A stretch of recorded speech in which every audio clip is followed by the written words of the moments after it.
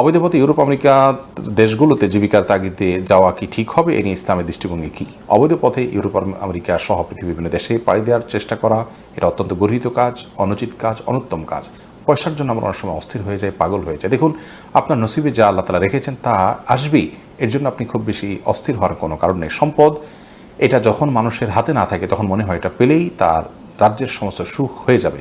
মূলত আল্লাহ তাআলা সুখ এবং সম্পদ দুইটাকে একটার সাথে আর একটাকে শর্তযুক্ত করেননি। নবী করিম সাল্লাল্লাহু আলাইহি ওয়াসাল্লামের জন্য তার সব দোয়াতে দেখবেন আল্লাহর কাছে দোয়া করতেন, আল্লাহ আপনার কাছে শান্তি চাই। তিনি কখনো অধিক সম্পদ এর দোয়া আল্লাহ তাআলার কাছে করেননি, করার শিক্ষাও দেননি, কারণ অধিক সম্পদ মানুষকে সুখ শান্তি দেয় না।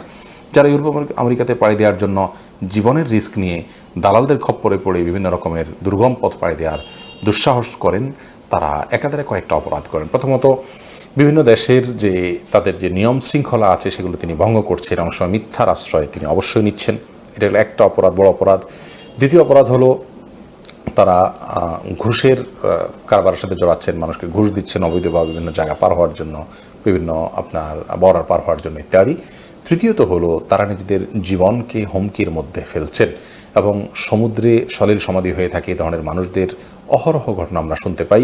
প্লাস্টিকের আপনার বেলুন টাইপ নৌকাতে উঠাই দিয়ে তাদেরকে সমুদ্র পার করতে দেওয়া হয়, যেটা দুঃসাহসিক একটি কাজ, এবং এখানে দুর্ঘটনার মুখোমুখি হয়ে কত মানুষের জীবনহানি হয়েছে এবং কত মানুষ দালালদের খপ্পরে পড়ে নিঃস্ব হয়ে গেছেন এবং তাদেরকে মুক্তিপণ আদায় করার জন্য বাধ্য করা হয়েছে এবং মেরে ফেলা হয়েছে, কিংবা জমা বিক্রি করে তাদের মুক্তিপণ আদায় করা হয়েছে। হাজারো রিস্কের মধ্যে নিজেকে, নিজের পরিবারকে ফেলতে হয়। এ ধরনের পদক্ষেপ গ্রহণ করা কোনো মুসলমানের জন্য জায়েজ না। আল্লাহ তাআলা বলেছেন, আল্লাহ তাআলা বেদিক মানে তাহলুকা, তোমরা নিজেদেরকে ধ্বংসের দিকে ঠেলে দিও না।